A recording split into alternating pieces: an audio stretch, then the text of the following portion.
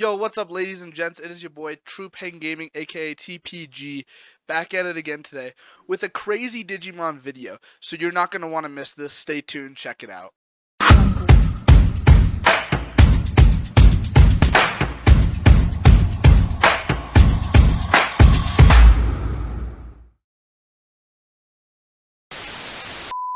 Yo, guys, what is up? So this is the deck that I think is absolutely insane, and it's something nobody really knows how to play against.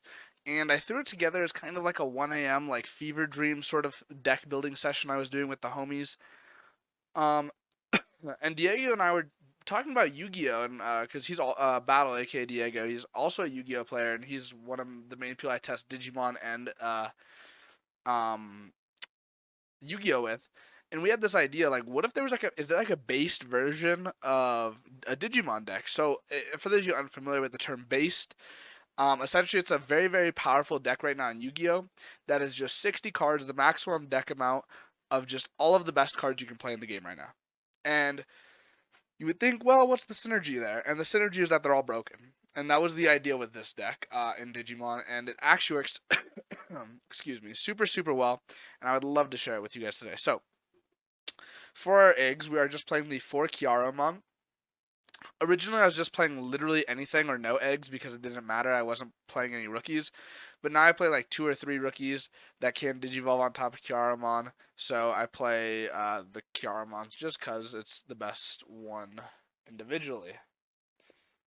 For the Tamers, I play 4 Tommy. So Tommy, again, if those of you, the idea with the base is we're playing all the broken cards, and Tommy is inherently broken. It's so strong. You check it in security. Goodbye, sources, Jessmon. Goodbye, sources, everything. And then when you Digivolve, you get a stun something when you swing, and it is so powerful. And then we have 3 Davis for our other blue Tamer. Davis is our memory setter. Originally, I was playing Mimi, but I decided to go with Davis instead because you can search 2 colors that we do play. Onto our blue package, we play 3 Madoki Betamon. This is the only rookie we play that can Digivolve into Kiaromon, but I play it because it is a free draw when I Digivolve, and this is also probably the most annoying rookie in the game right now, so I play 3 of it. 3 Kumamon. He just trashes a source when you Digivolve, which is pretty strong. 4 Korikakumon to stun my opponent when I Digivolve. And then if I do Tommy on top of Korikaku, that's 2 stuns. And then this card wasn't being played in the original draft, but I play it now. It's 2 Beowulfmon. It is pretty much just to get rid of Gazimon, because Gazimon is the biggest hurdle in this deck.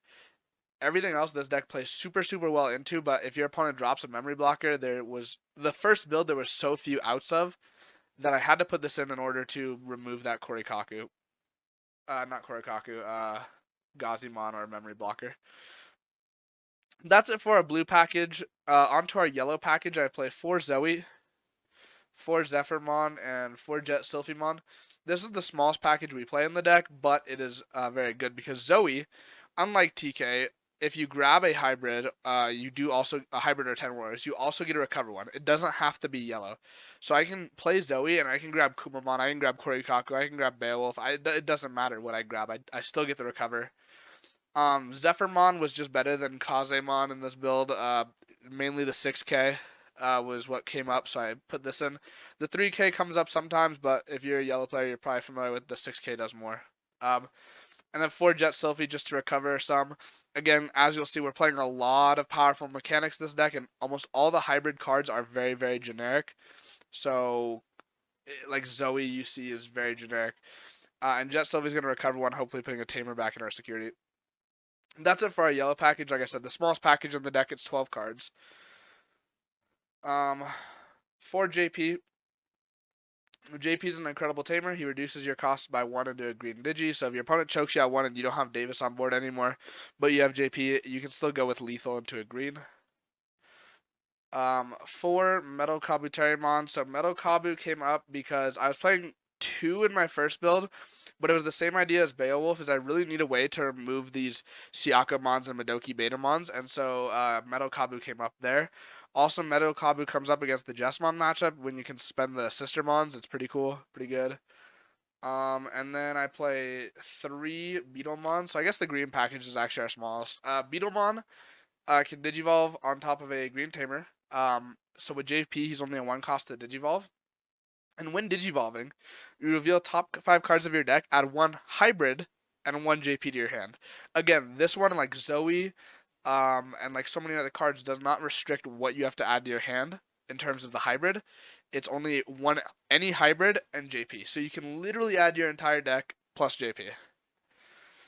And then on to the end of the deck. This is the bread and butter of the deck. Obviously, we play 4 Bokomon.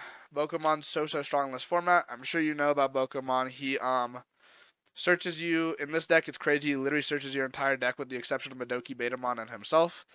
And then you add it to your hand. And then also when one of your tamers Digivolve, you gain 2 memory, which is good because it makes your little ones free, and it makes JP actually gain you 1, which is very, very good. And then this one I wasn't playing. Huge shout out to Eli, aka YRG, for telling me to try out Nemon. So I hadn't tried Nemon at all, but Nemon does so much for this deck. Like, without Nemon, this deck's not that good. But because if you have a Nemon and Boko on your board, usually right now people are playing a few outs to out Bokos, because almost every deck's playing Boko, and every deck has a way to out Boko. However, if you have both of these, most matchups, because the opponents are going to be used to prioritizing Boko, Boko does not matter this much in this deck outside the search. Nemon is the bread and butter. If you drop Nemon, you also get to drop a Zoe, Tommy, or JP from your hand. What this is doing is this is effectively giving you 2 bodies for 3 cost. If you think about it as Nemon's a body, and then your tamers are also just essentially your rookies in this deck. Nemon also has another effect where all turns, if your Digimon with a tamer underneath it is deleted, you just get to play that a tamer for free from your trash.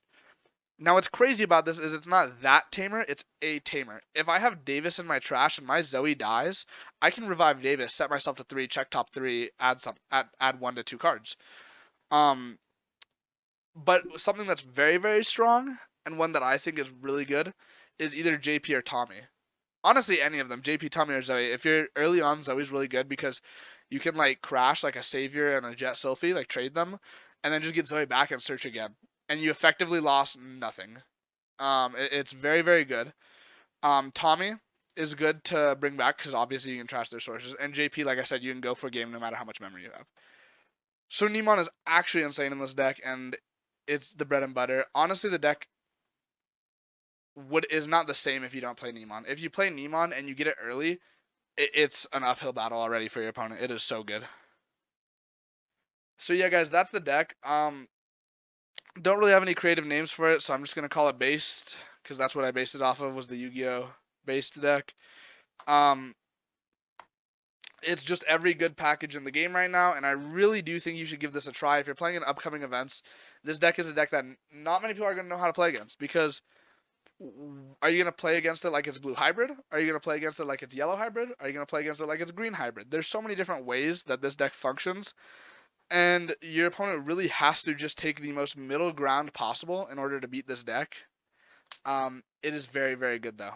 I will tell you that. Thank you guys so much for watching. Don't forget to like, subscribe, check out this video, share it with other people, get the word out about Based.